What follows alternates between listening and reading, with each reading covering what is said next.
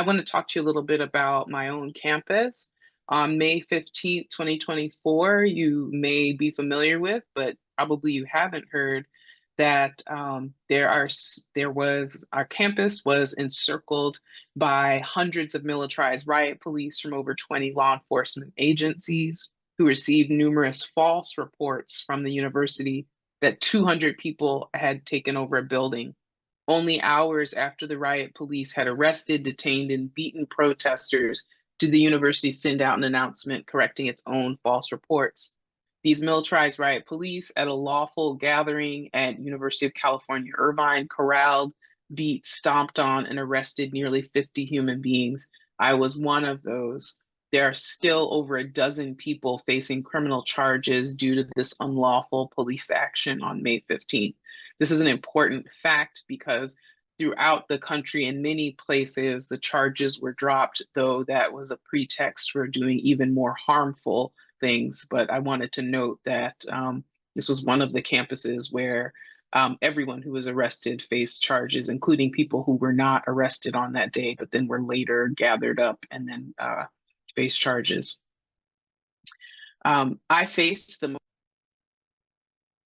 including resisting arrest and resisting a peace officer with the threat of violence. Over 11,000 concerned people, students, scholars from around the world have signed letters in 7 languages asking that these charges be dropped against all of the people who were arrested. I'm here today because I'm aim to talk about how UCI's encampment was a student-led teaching and learning experience that the administration responded to with terrifying violence. And from my vantage point, the response to the teaching and learning environment that was student-led is pretty much the same thing as fearing the mission of the university itself. The encampments were student-led learning spaces for practicing democracy. Being afraid of a student encampment is very much like being afraid of the mission of the university itself. The students offered a vision of a peace-driven world, a world where religion and culture are not weaponized, and a world after colonial terror. They also anticipated this fascist return to plantation economics. So much of the footage from films like The Encampments makes me cry because what you witness are Arab, Palestinian, Israeli, and Jewish students creating life together without subjection and domination, creating a classroom without walls that shows us that empire need not drag us into war making. When I reflect on the encampments, I think about Alice Walker's poem from 2015 entitled, "They Will Always Be More Beautiful Than You." In the poem, Alice Walker wrote, and I quote, "They will always be more beautiful than you, the people you are killing. You think it is hatred that you feel, but it is really envy, because you imagine if you destroy them, we will forget how tall they stood, how level their gaze, how straight their backs, how even the littlest ones stood their little ground." I think that poem and that's the end of the quote of her poem. I think the poem is really important because it reminds us of the actual simple beauty of students' commitments to teach each other, to protect each other, and to disavow their enormous privilege as the children of the elite, the desire to learn how to be traitors to the imperialist capital that pays their tuition. And that was beautiful to me. Because I study economic justice, the student encampments were also beautiful because they reminded me of rotating credit associations and vibrant mutual aid that we can see in practices like susus and partner hands. And we see all around the world unbanked, racialized, and migrant women creating and sustaining what my colleague Carolyn Hossein has called banker lady practices. In Hossein's research, we learned that people possessed by anti-capitalist impulses can coordinate to open businesses, buy homes, pay for school, and other major investments of time and resources communally without exploiting everybody on the planet. A rotating credit association never relied on war making and genocide in Congo, Rwanda, Sudan, DC, or Palestine. The student encampment sought to teach a lesson that university education need not be funded by rapacious global capitalism paid for by weapons manufacturers. No wonder the students had to be arrested and charged with crimes and beaten into submission, because the students gave us a vision of universities that no longer are available to be shills for the powerful. They upset all the places that the billionaires like to hide their money. These encampments upended the treating of universities like bad debt. If you take a moment with me and listen to this analogy, as somebody who grew up in a predominantly Black city that was completely abandoned and disinvested in, what I know about the student protest is that they refused to have the university and spaces of learnings be declared as places that could be bought for pennies on the dollar by the grandkids of slumlords, also known as gentrifiers. They actually meant to teach us something about the relationship between money, education, finance, and governance. They also held spaces for accountability, which meant that they had to work through storms, stones, deep contradictions, their own training in elitism and patriarchy as if their lives depend on it. Because actually, all of our lives depend on our willingness to get to work for a free Palestine. Those are the kinds of things that I observed in the encampments as a social force. It's not something that was ever assigned on anyone's syllabus. Instead, it was a gift, a civilizational inheritance that students brought to campus to teach the corporations that we all work for that they must treat people with regard and dignity, or they will be forced to do so. In a recent Democracy Now! Interview, Catherine Frank referred to Columbia's brand being ruined. In cities like Oakland and Detroit and Flint and Jackson, when the city economy is run into the ground, it is often to collectively remove investment, to starve and sicken communities, and to make them easily available for looting by financiers. We've already seen universities turned into money laundering agencies. My question is, who is the financial cabal ready to pounce on and sell off a weakened and dismantled higher education? All the facilities, all the museums, all the libraries, the dormitories, the parking lots, the student rec centers, the disabled students' offices, the registrar's office, the learning commons. Who is planning to loot these institutions? Shauna Redmond considers the same relationship between higher education and finance in a piece that was published on LitHub just a week ago. Quote, Columbia's administrative brokers are now a vanguard in the validation and enforcement of additional forms of extreme violence, from epistemicide to onticide, having sold the multi-billion-dollar university to the Trump administration for pennies on the dollar. I think about Isabel Soule-Soifer's powerful dissertation about Columbia's horrid amoral relationship to Harlem, and how whenever a scholar writes about the embodied and geographic implications of gendered racial capitalism in communities that are actually fighting back, it's hard for them to find work. Meanwhile, everything Soifer described in that brilliant dissertation and those many years of research was a portent and a warning about how an Ivy League university clicked up with tech bro financiers and surveillance tools could loot and police their neighbors, their history, and their future. And that happened long before women presidents of Ivy League universities were being hauled into Congress by craven, miseducated, and ugly-minded people who had worked their way into the people's house. Robbed and destroyed of its own geographical neighbors, students, and legacy for money. I remember Alice Walker's poem, Welcome to the Picnic, in which she writes, and I quote, "We have lived within the soul of brutality from the beginning of our connections here. The harshness of knowing our journey could easily steal our joy.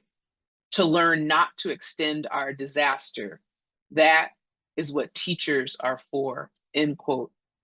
Today, on this National Day of Action, I am grateful for my students who are my teachers, for my colleagues who are my teachers, for alumni and mentors and community who are my teachers, because they teach me to know the worth of learning, of reasoning together, and learning from before the cradle to after the grave.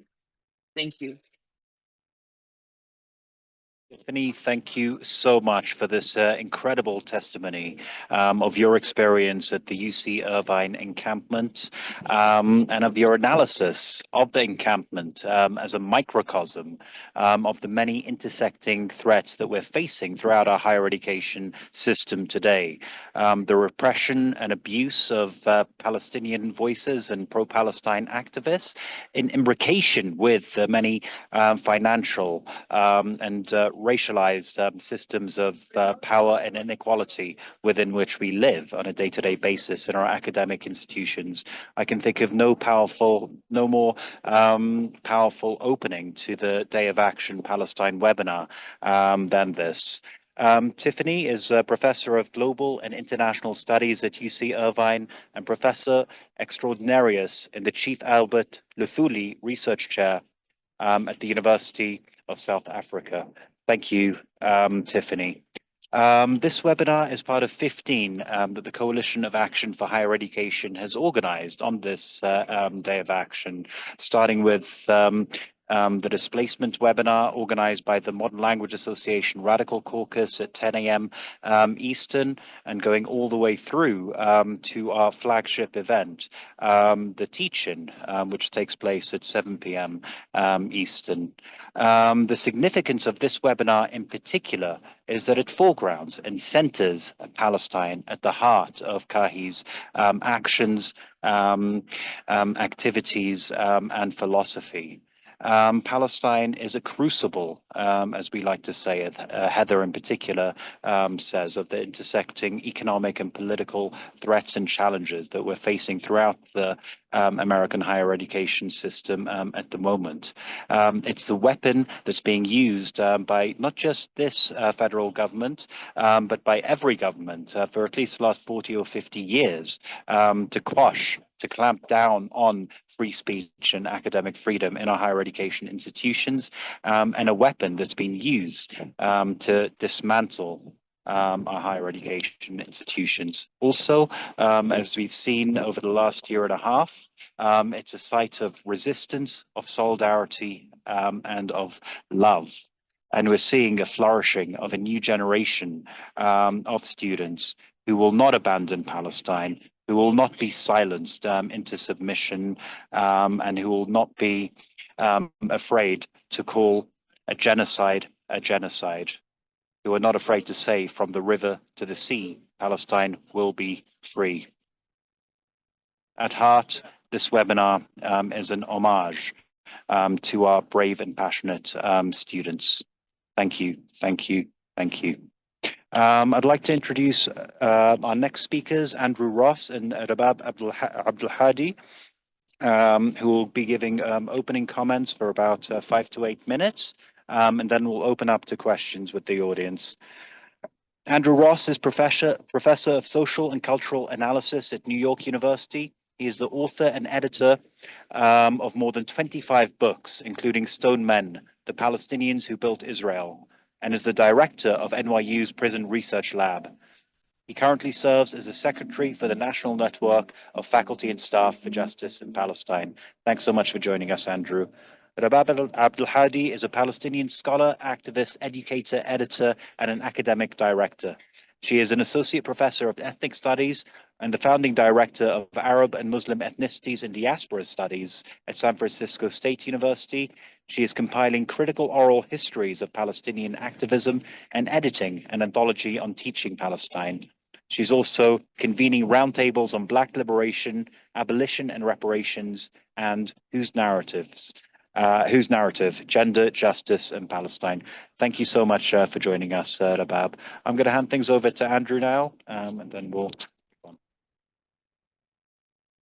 Thank you, Kareem and Heather, and also Tracy and others for pulling off this remarkable feat, the Day of Action. It's really, really awesome and history making. This also happens to be Palestinian Prisoners' Day, which is a very important date on the calendar of the Palestinian movement. The Prisoners' Day was first chosen in 1974, really, to mark the first prisoner exchange between Israelis and Palestinians. And it is a way to express solidarity with the prisoners who are the moral compass of Palestinian liberation. And I mention it to really also to remind us about the original and primary purpose of the military operation on October the 7th, which was to take hostages in hopes that they could be exchanged for Palestinian prisoners. And that purpose has been, obscured by the fog of war and the flood of propaganda aimed at demonizing that day. But this is a long-standing practice and policy to take captives to exchange for Palestinian prisoners who have been wrongfully incarcerated. The other reason I mention it is because I want to draw attention to the continuum of carcerality that we've witnessed since October 2023. Not simply with the escalation of arrests and incarceration of Palestinians, most of whom are administrative detainees held without trial or legal rights, but also because of the export or the translation of techniques of surveillance and discipline and securitization to American college campuses over the last 18 months or so. Many of our campuses now resemble heavily patrolled citadels, with walled-off common spaces. We have squads of security personnel posted on every corner, high-grade surveillance infrastructure, and all these new, rules and speech and conduct, and so on and so forth. This is, I call this the emergence of a kind of garrison university. It's come as a shock to many of our liberal colleagues. Though much less of a surprise if you have been involved with the Palestinian cause before October 2023. And also, I think, if you're aware of the legacy of the Cold War University with its foundational funding from the Department of Defense, it's not such a great leap to see how our research universities in particular are still entangled with national security as they were in the Cold War period. And if someone was writing out the history of that legacy, a key moment would be the decision to supply advanced weaponry to campus police officers.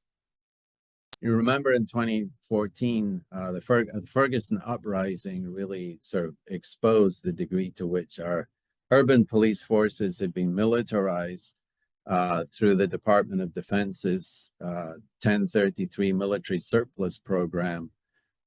In 2014, almost 125 colleges had also acquired military-grade equipment, including grenade launchers, armored vehicles, and M16 assault rifles. And more recently, we've seen AI-driven systems and advanced surveillance technology, including facial recognition. All of these have become routine features of campus security. I teach regularly in our prison education program here at NYU, and I have to say the security that I encounter when I'm entering our prison is nowhere near as advanced as at NYU, where the campus safety office, can track my whereabouts as I move from building to building, swiping or tapping into the system. I think that's quite common across the country now. It hasn't escaped our notice over the last 18 months how much continuity there is between our campuses and the techniques deployed in the Israeli security apparatus. And they become more amplified now that the full force of the state is descending in our colleges to conduct witch hunts and enact deportations, ostensibly in the name of defending the Israeli state. But enough about repression. It's more important than ever to talk about resistance on this day of action, because we're still building all over the country and all over the world on an unprecedented and generation-defining wave of participation in the Palestinian cause. And even though many people are running for cover right now, and understandably so, this wave of participation will have a lasting impact. Hundreds of millions around the world will have Palestine in their hearts and minds for the rest of their lives. And we know, Tiffany just reminded us how our brave students have played an outsized role in all of that. I'm also very proud of the faculty colleagues who rose to the call to ally with them. It's a happy coincidence that we've had a new proactive leadership in power at the AUP, National AUP, over the past year, committed to fighting back against the dismantling of liberal education. AUP chapter formation and recruitment are going gangbusters all across the country. We also seen the flourishing of HALU, Higher Education Labor United, at one of the few growth sectors of the labor movement, and the emergence of FSJP chapters nationally. And in our national network for FSJP, we now have more than 130 chapters working in close parallel or coordination with the student movement and student groups, other pressure groups like the Institute for the Critical Study of Zionism, and also the revived Sanctuary Campus movement. And that's on top of the longstanding organizations like Paul Legal and CARE and the U.S. Campaign for Palestinian Rights, US ACB, and others. In other words, we now have a network of organizations, many of them with overlapping memberships in a dizzying array of signal chats, a network that can jump into rapid response efforts or into planning events like the Day of Action today. We know our network is nowhere near as well resourced as either the Zionist network or the broader right-wing ecology, both of which have, deeply penetrated our legislatures and university governance boards. But the network now exists where it did not before. And it is holding fast even in the midst of the repression. And I want to acknowledge that. I know I'm supposed to say things about NYU, but I can answer any questions about NYU at Q&A time. So I'll hand it back to you, Kareem, or actually on to Rabab. Thank you so much, Andrew, for the powerful account of the continuity of carceral logics from the genocide state to the fascist authoritarian state. I don't know which is which at this moment. I'd like to note that in addition to the 15 webinars that we have going today, we've registered no less than 186 local actions on campuses and in communities around the country today on this Day of Action. We're incredibly proud of this achievement, and this testifies to what Andrew was saying about the flourishing of a new wave of resistance in this moment. So thank you so much for the comments, Andrew. And over to you, Rabab.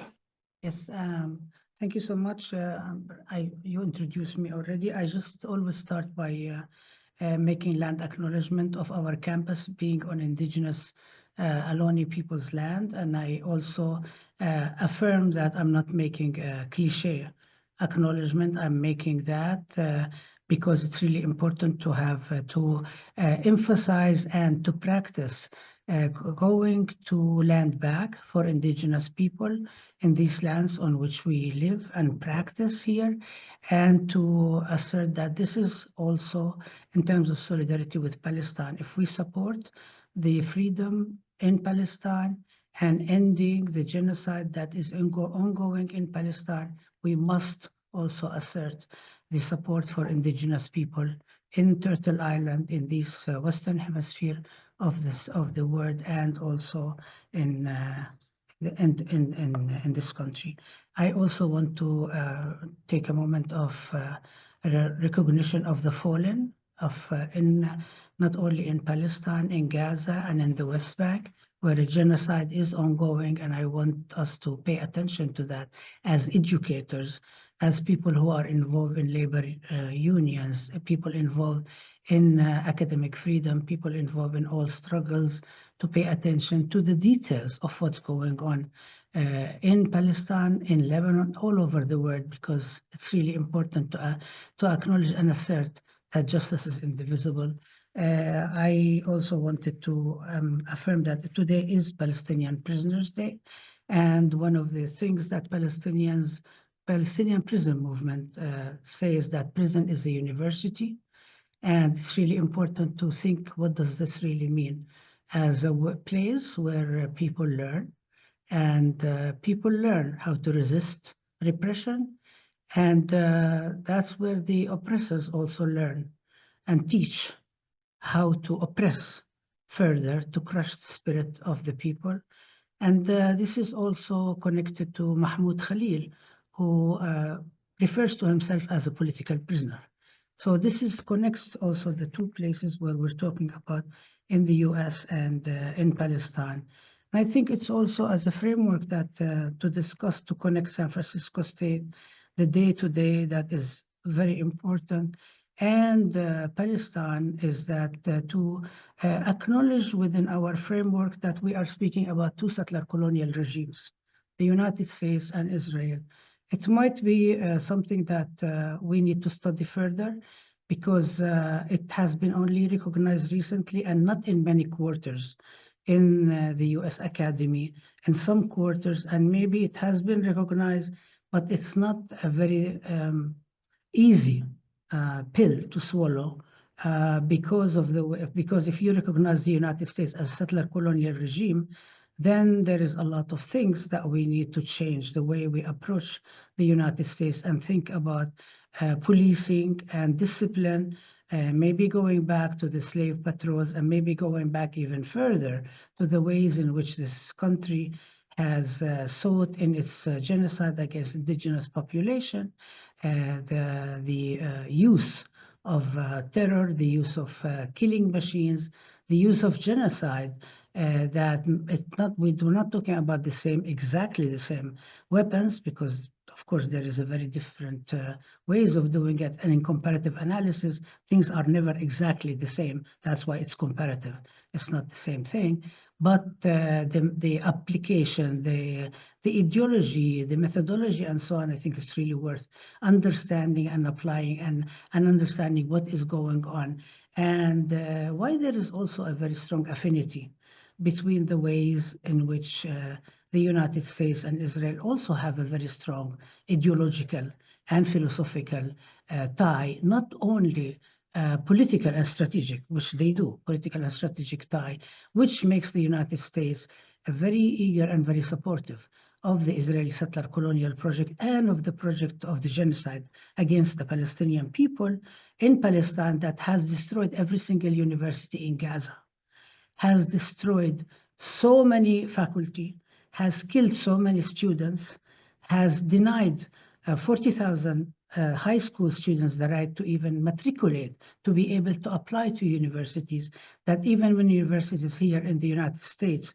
offer, or in other places in Europe, offer scholarships, and we don't have enough.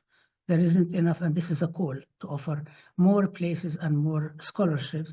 They can't even apply because they don't have a high school diploma. So they don't have the means to compete with other students from other parts of the world. So this is where all of this stuff also comes in. And so we need to also think about that, and think about where the academic labor comes in. Where do we think about that? And how do we think about academic freedom?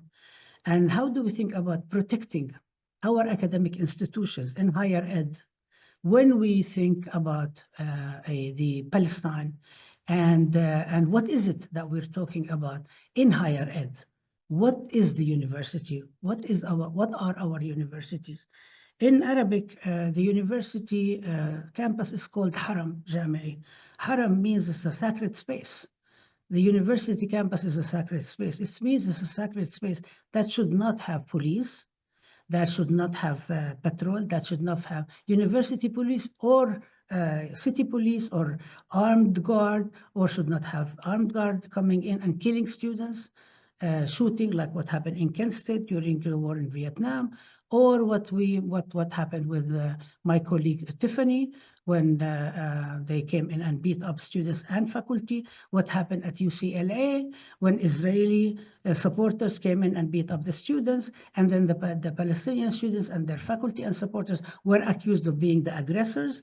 This happens again and again and again in all our universities. This is a sacred space where people need to learn and be able to study with each other and be able to feel uncomfortable. Feeling uncomfortable in the university is actually number one requirement for critical thinking. If students and faculty and hopefully the administration are not feeling comfortable, are feeling uncomfortable, feeling comfortable, it means there is something wrong with our brains. It means our brains are asleep and lazy at this point. So that's one of the things that we really need to think about the mission of education and what kind of higher education that we are protecting and what kind of institutions we are protecting. The second thing that I would want to talk about when I'll come to talk about San Francisco State is that what kind of a university also are we talking about? Are we talking about a university, which also the demand for the National Call for Action today is what kind of a university are we talking about a university that's a company, a corporation, or are we talking about a university that offers education for all?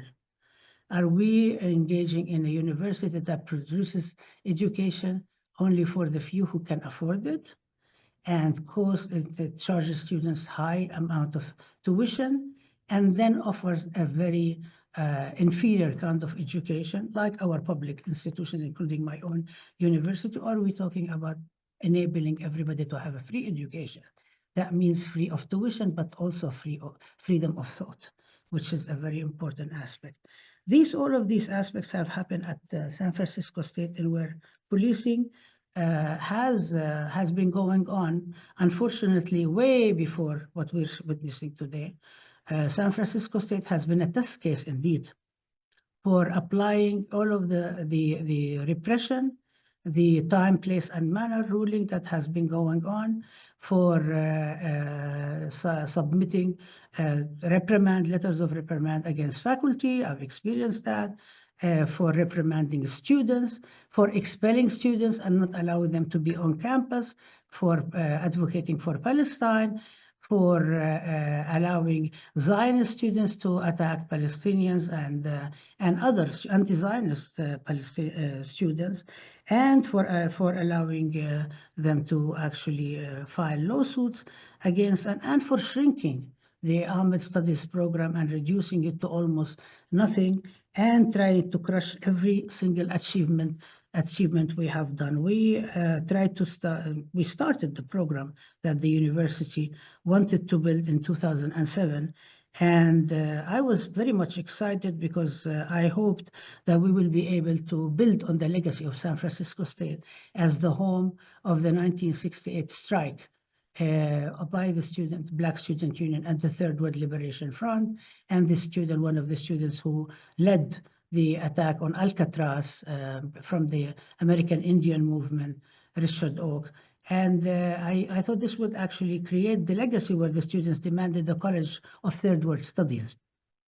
And that was very exciting for me to connect the learning of around Palestine and Arab and Muslim studies and the liberation studies with the studies of what's happening in the US and break this dichotomy between domestic and foreign, and enable the whole creation of justice-centered knowledge. Unfortunately, San Francisco State had by that time already used the strike of '68 as a photo opportunity, and has become much more neoliberal and much more privatized and much more susceptible and in cohorts with the Zionist agenda. I would say susceptible because it's not only responding to donors. That is one thing, and I think this is something that's really important for all of us to kind of continue being aware of, that it's not just pressure of the donors. We heard about the donors, but it also because the university administration, as we also have seen by the presidents of the Ivy League and private universities. It's not only because there are pressures by the donors, but also because they are already predisposed ideologically, theoretically, philosophically, politically to an ideology that makes them suited to become the administrators of a company, CEOs, CFOs of a company called the university, that is run to maintain what they quote unquote call law and order and produce docile citizens that will keep the business as usual system, and that will reproduce the system to maintain the powers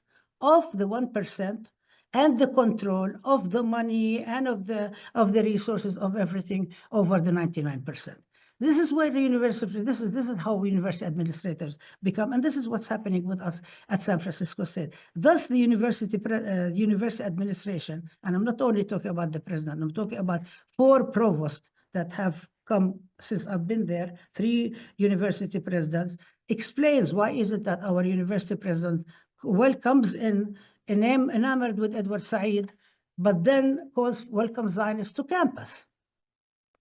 Why a provost revokes my travel to Palestine to engage with Al-Qaus in producing an anti-colonial discourse on sexuality in Palestine, and why I'm subjected to 5 years of audit of travel, even though it's been already audited multiple times again and again and again. Why is it that the provost asks me to remove a Facebook post of a Jewish anti-Zionist group called Jews Against Zionism, in which a student has a t-shirt says, I'm not anti-Semitic, I'm anti-Zionist, free Palestine, because Zionist groups have protested, not only protested because they say that this is anti-Semitic, but protested because they believe that I am misusing the monetary rights of the university to own the rights to the name of San Francisco State.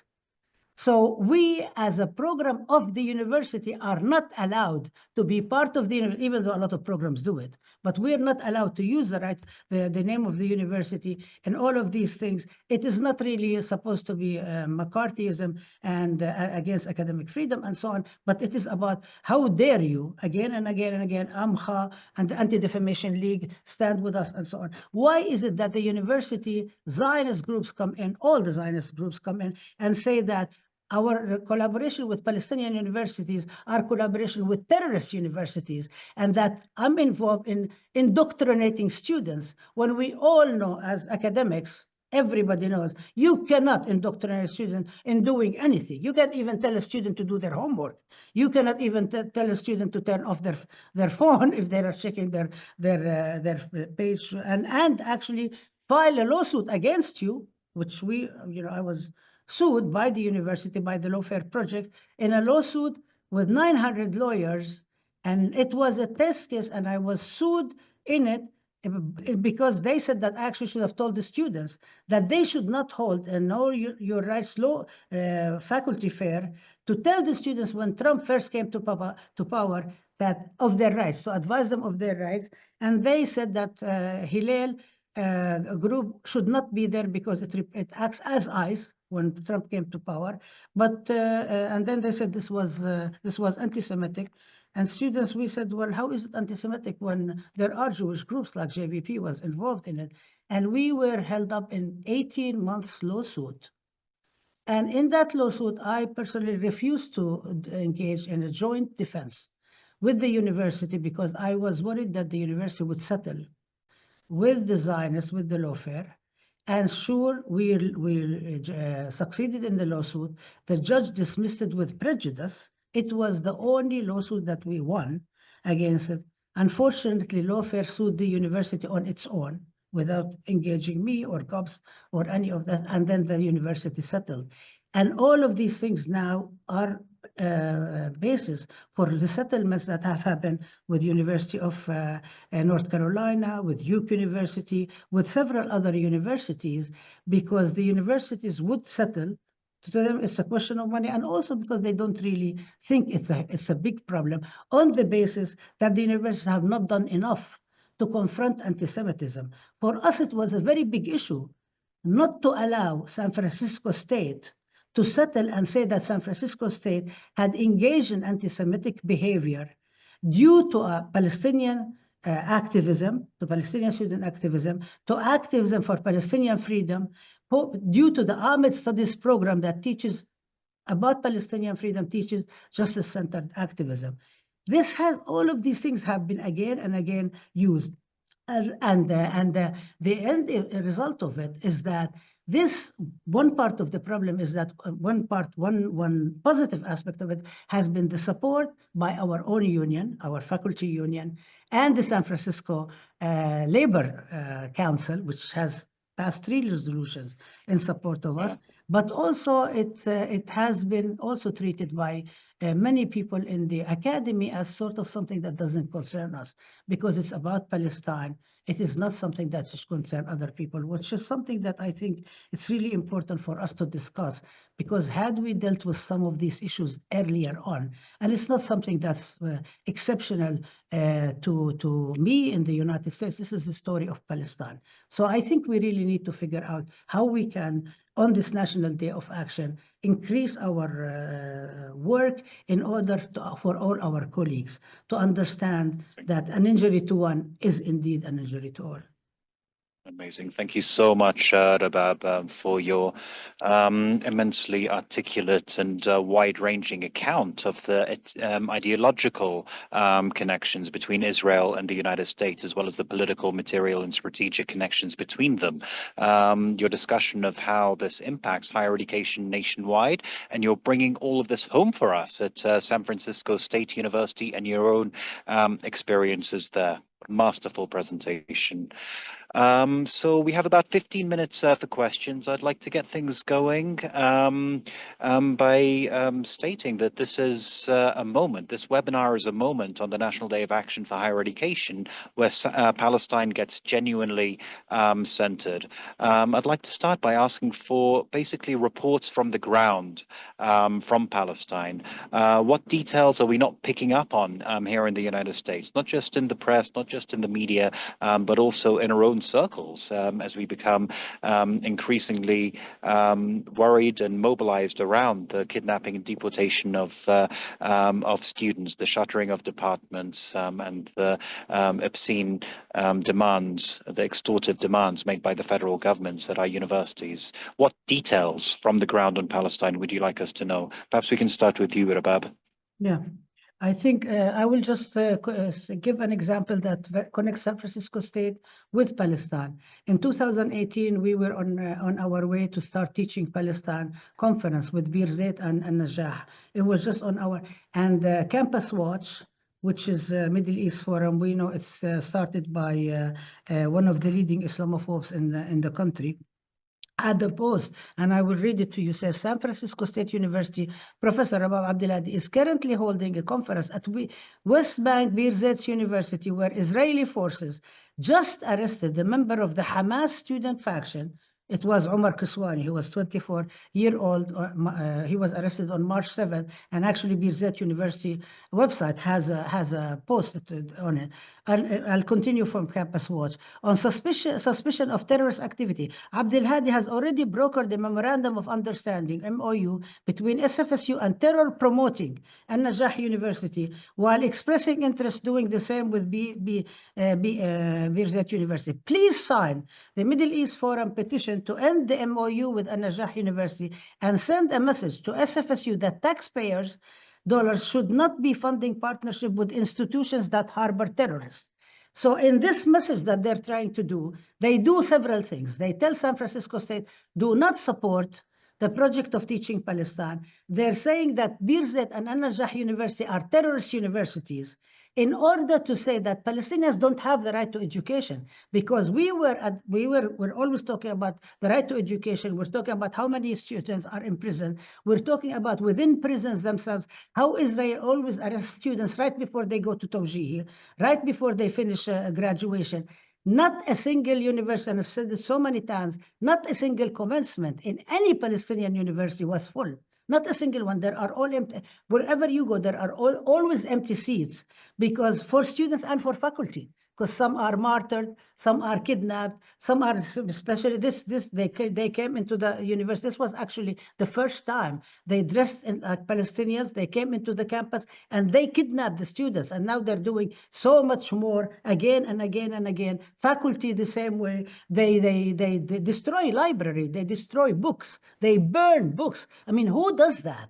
Who does that? And we know this reminds us from Holako to who burns library. So this has been, I mean, aside from what's going on in Gaza. So this is something that we should be really aware of, and we should be engaged in twinning agreements, in collaborating with our colleagues and so on, in order for us to, I mean, they're producing amazing knowledge despite under the gun. So we really need to be connecting with that and being aware every single day of what's going on. This is such an important point, Rabab, and while the world's attention is focused on Gaza and the decimation of the entire education system there, the same continues in less visible forms in the West Bank and, of course, in 48 Palestine itself. This question came up for me when I invited Palestinian students from the University of Haifa to join my Palestine class at the University of Colorado Boulder just last Friday. And they asked us all, do you know what's going on? Do you know what's happening with us in 48 Palestine? And is this represented on your syllabus? I shamefully had to say not sufficiently.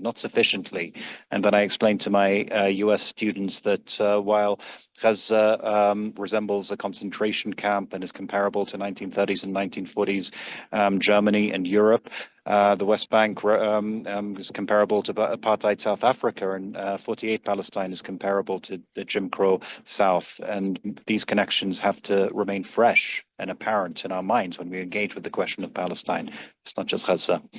Andrew, any details from the ground that you'd like people to know about that you think they're not sufficiently aware about? I would just echo Rabab's comments. I think in the West Bank, at least, a lot of the new restrictions on mobility, the new checkpoints, the new iron gates that are being erected almost everywhere, severely posed an obstacle to students and faculty to getting to their campuses. So many of the campuses in the West Bank are barely functioning. I do want to make one point, however, about the situation on Israeli campuses, because a lot of the folks who are attending this webinar probably attend or teach at universities that do have study abroad programs in Israel. And we do have a campaign at National FSJP that is aimed at dismantling these programs. And they're relatively easy to target on your campuses because the operation of these programs is probably in violation of your campus policies and codes of ethics against discrimination, because they are essentially discriminatory in nature. And so we're trying to, promote this campaign. If you feel that you want to take on your study abroad program in Israel that your campus has, then please be in touch with us, National FSJP, or you can just be in touch with me at NYU. And we'll give you some directions and some guidelines about how to target these programs, because they must come down. And the BDS movement, PACB, has asked for specifically to target these programs. I'll just add that between October 23 and December 24, 898 new checkpoints were erected in the West Bank or Eastern Palestine alone. I think the objective there is to surround the population centers, destroy the refugee camps, and gradually funnel the population into Bantustans or reservations where, if not, expel them altogether. Tiffany, anything you'd like to add from the ground in Palestine? Yeah, I want to actually I want to reinforce this point that Rabab made about the difference between here and there, and talk about the subtle kinds of ways that we're engaging in self-repression and self-silencing, because it is both the question of where students are able to go study abroad in places that are discriminatory, but also the kind of silencing that international studies offices on campuses are experiencing. And so university affiliates are being told things like, you cannot travel. If you travel, these are the things that we can't do for you as a university. So there's an attempt to kind of isolate people who would be doing solidarity work and, you know, really keep us from being in connection with each other, and to just really frighten people. The signal and the kind of resonant impact of the arrests and the visa and detentions that have happened it's massive. And so I just hope that people really sit with colleagues and really come to very concrete strategies about how to keep people safe, and also keep being willing to travel to the extent that you can do it and not be detained.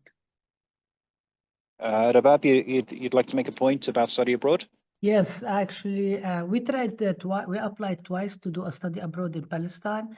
San Francisco State denied us twice. They subjected us to actually the whole thing with this, the whole California State University, not just at San Francisco State, which was very different from study abroad in Israel. However, our Palestine Arab and Muslim Caucus of California Faculty Association, we drafted a resolution to stop all study abroad programs with Israel with California's California State University, which is the biggest public system in this country, and we submitted it to our union's assembly this past weekend, and it passed. So now our union, California Faculty Association, is committed to stop study abroad with Israel in all of the campuses. So now we have to make sure it's implemented, and no campus can engage in any of these studies. We haven't had the chance to even we haven't gotten the votes. We just received that it's passed.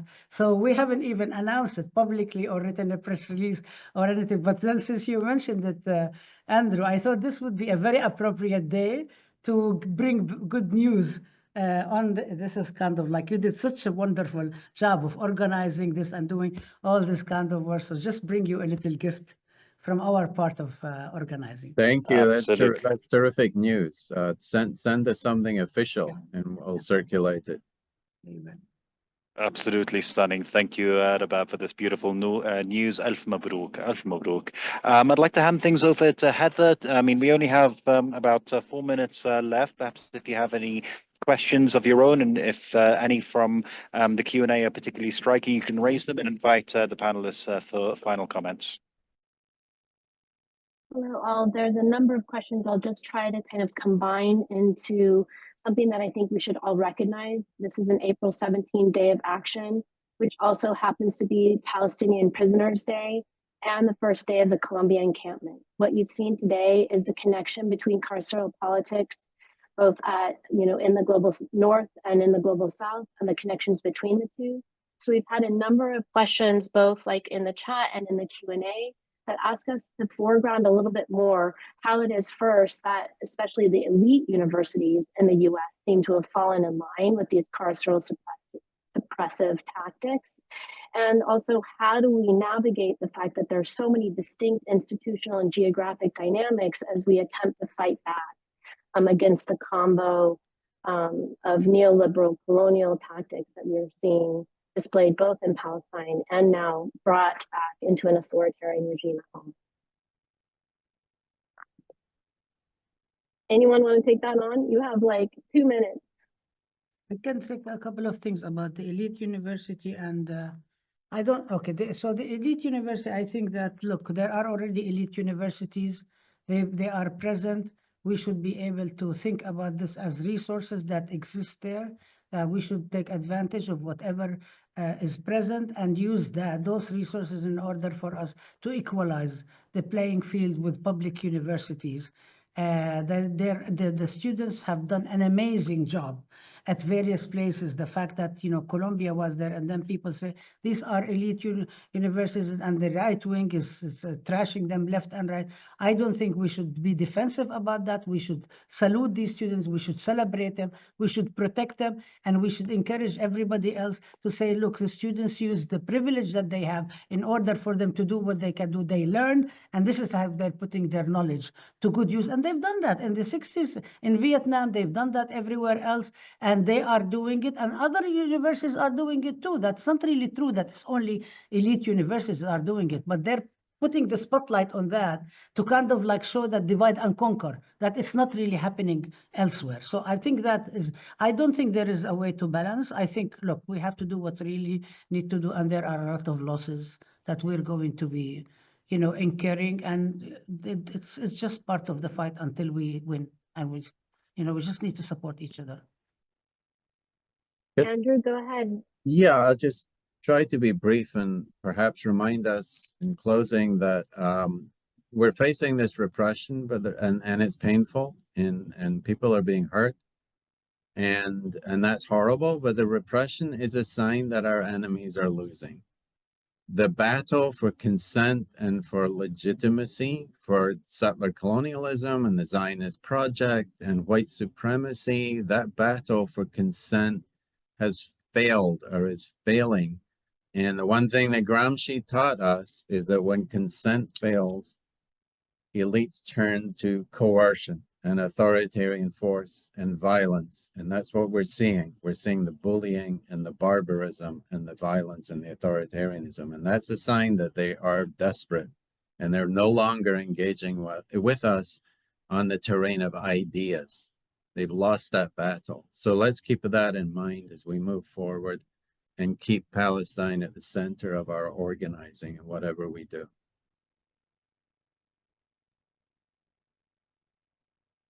Tiffany, would you like to make a concluding comment? You know, we don't really have an option to give up hope. We don't really have that as an option. If we do that, we are complicit with people who want us to just accept being disappeared. I come from people who were enslaved, and they refused to give up hope, and that's why I'm still here. And I can only do as much as they did, as much as they did. And I know, like all of us on this panel know, Palestine will be free. Yes. Because we will make Palestine free. I don't know what else to say except love and solidarity forever, my brothers, sisters, and siblings. Thank you all so much. Thank you, Tiffany. Thank you, Andrew. Thank you, Rabab, for the powerful presentations and beautiful responses. Thank you, Tracy and Heather, for overseeing this webinar so gracefully.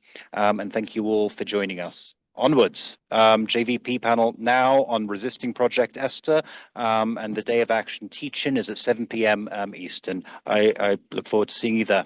Thank you, everybody.